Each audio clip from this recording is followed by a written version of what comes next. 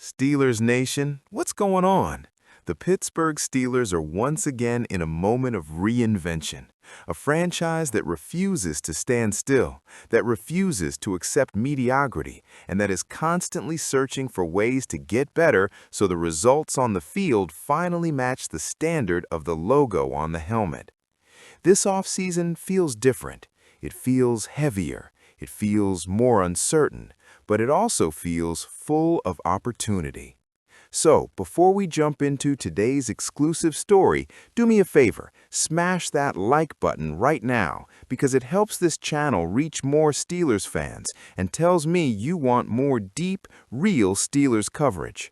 And if you're new here, hit that subscribe button because this offseason is going to be one of the wildest in franchise history. Steelers Nation, if you want the official Steelers store, the link is in the description and the comment. Tons of new Sideline gear and hoodies available. Now let's talk about something that's quietly becoming the center of everything the Steelers do in 2026.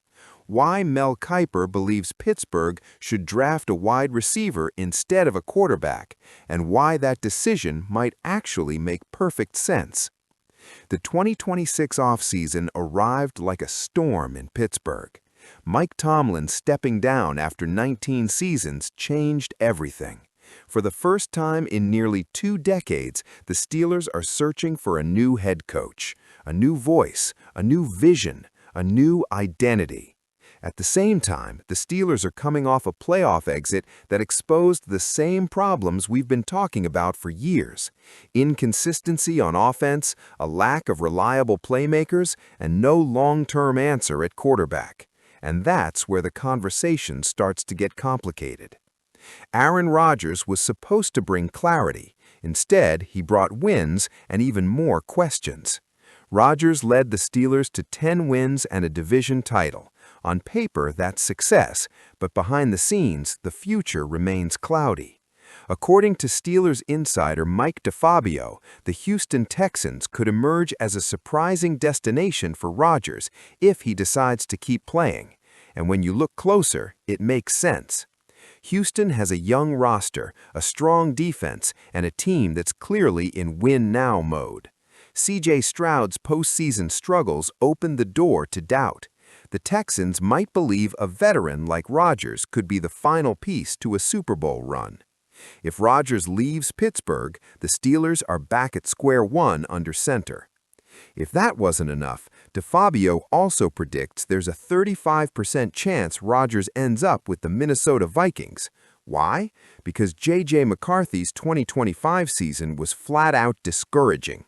McCarthy completed just 57.6% of his passes and threw 12 interceptions. The Vikings aren't convinced. And if Rodgers wants to play one more year for a contender, Minnesota makes a lot of sense. So now the Steelers are stuck in the middle, unsure if their quarterback from last season will return, unsure if they can draft a replacement, and unsure what direction the offense should take. And that's exactly why Mel Kiper made a move that surprised a lot of people. In his latest ESPN mock draft, Mel Kiper Jr. admitted he wanted to give the Steelers a quarterback, but he didn't. He said, "I really wanted to get a quarterback to the Steelers in this spot, but the other QBs in this class would be big reaches. There doesn't appear to be an easy fix in round 1 this year." That's a massive statement. Kiper essentially said what many insiders have quietly been saying: this is not a good quarterback class for where the Steelers are picking, and reaching for a QB would only set the franchise back years. So instead, Kiper pivoted and addressed a problem that has haunted this offense all season: wide receiver. When DK Metcalf was on the field, the Steelers' offense looked dangerous. When he wasn't, everything collapsed. Over weeks 17 and 18, when Metcalf was suspended, the Steelers managed just 1 passing touchdown. 1. That's not a coincidence. That's a warning sign. So Kiper mocked a physical red zone monster to Pittsburgh. Boston, a wide receiver who scored 11 touchdowns last season, including 7 in the red zone. A player who runs strong routes, boxes out defenders, and immediately takes pressure off Metcalf. In Kiper's eyes, this pick would elevate the offense instantly, regardless of who is playing quarterback. And honestly, that logic is hard to argue with. Now, let's talk about something that hasn't gotten enough attention yet, but could completely reshape Pittsburgh's offseason. The Buffalo Bills just fired head coach Sean McDermott, and when that happened, things got messy fast. Owner Terry Pegula made stunning comments about wide receiver Keon Coleman, basically throwing him under the bus and admitting the coaching staff, not the GM, pushed for him. That is not normal. That is not healthy. And that usually means one thing: a trade is coming. Coleman was drafted 33rd overall in 2024. 2 years later, he's been a healthy scratch. His confidence is shaken, his role is uncertain, and now his own owner publicly distanced the organization from him. That's how players become available. The Steelers are expected to have 7 day 3 picks in the 2026 draft, and it might only take 1 or 2 of those to land Coleman. A former high pick, still on a rookie deal, still incredibly talented, still just 22 years old. This is exactly the kind of move Omar Khan loves to make. And if Pittsburgh can add Coleman while also drafting a wide receiver early, suddenly the offense looks completely different, even without a long-term QB solution. Steelers Nation, this is the crossroads moment. Do you reach for a quarterback and hope? Or do you build the offense first and let the QB come later? Mel Kiper believes the answer is clear. Build the foundation, add weapons, fix the problems that have plagued this team for years, and let the quarterback situation sort itself out, whether that's Rodgers returning, a surprise trade, or a future draft pick. And when you look at how unstable the quarterback market is right now, that might be the smartest path. For the first time since 2007, the Pittsburgh Steelers are searching for a new head coach. Mike Tomlin, stepping down after 2025 season, closed one of the most stable eras in franchise history. Love him or criticize him, Tomlin was the constant. He was the identity, and now that seat is empty. The Steelers wasted no time starting their search, but they've also made one thing very clear: this will not be rushed. Multiple candidates are already scheduled for second interviews, and the front office is doing what it always does: slow, methodical, and deliberate evaluation. But as names come off the board, one name never really got on it, and that's where the controversy begins. Steelers Insider drops a bombshell.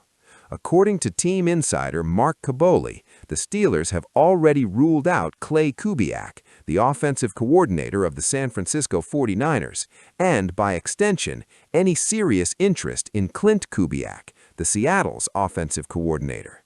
Kaboly wrote in his mailbag, "Not only there is no interest in Clint Kubiak, but not much in the way of any Kubiak, even though they did virtually meet with Clay Kubiak.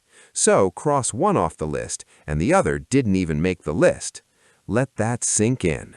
A franchise that has struggled offensively for years has seemingly crossed off one of the brightest young offensive minds from the most respected coaching tree in football.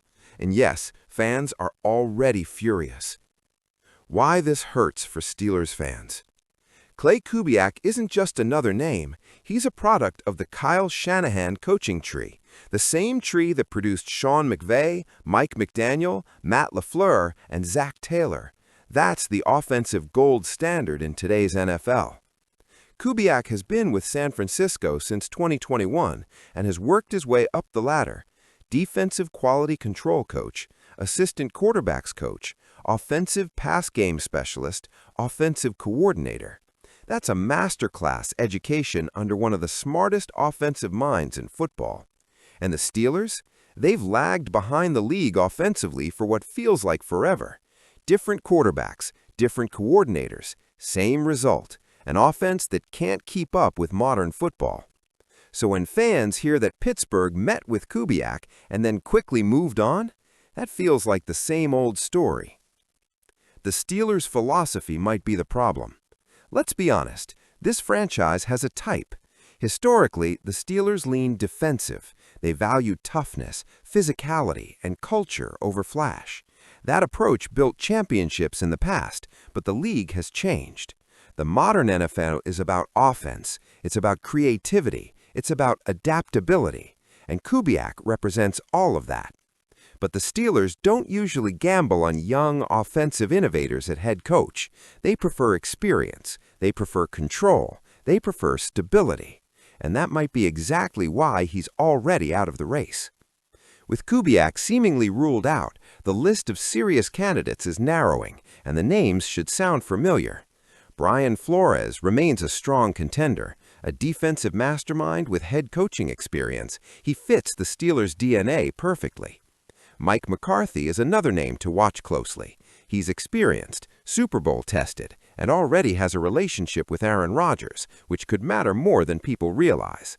Then there's Anthony Weaver, the Dolphins' defensive coordinator, who is quietly gaining momentum and has already earned a second interview. And don't forget the Rams duo, Chris Shula, Nate Scheelhaus. Both are still in the playoffs, which means the Steelers have to wait before finishing their evaluation. And that's one of the main reasons this process is dragging on. The Steelers are doing their due diligence, that's the official line. But fans are watching other teams make aggressive hires. They're watching offensive minds get snatched up. They're watching innovation pass them by. And when you see a name like Clay Kubiak crossed off before the race even begins, it feels like Pittsburgh might be playing it too safe again. This hire will shape the next decade of Steelers football. It will define the quarterback plan. It will define the identity. And it will determine whether this franchise finally catches up to the modern NFL or keeps chasing it. The Steelers won't make a final decision until they finish interviews with the Rams candidates. That much is clear. But every day that passes, the pressure grows. This isn't just about choosing a coach. It's about choosing a direction. Do you go with what you know, or do you take a leap into something new? Right now, it looks like Pittsburgh is leaning toward the familiar, and that might be the choice that divides the fan base more than any other. This offseason is about patience, discipline, and smart decisions. The Steelers finally have a chance to reset, not panic. So now I want to hear from you. Would you be okay with the Steelers drafting a wide receiver instead of a quarterback? Should they trade for Keon Coleman if the price is right? Do you want Rodgers back, or is it time to move on completely? Drop your thoughts in the comments. I read them all. And don't forget to like this video, subscribe to the channel, and turn on notifications because the next few months are going to reshape the future of the Pittsburgh Steelers. And don't forget, the official Steelers store link is down below if you want to check out the newest gear. Steelers Nation, stay locked in. The rebuild is just getting started.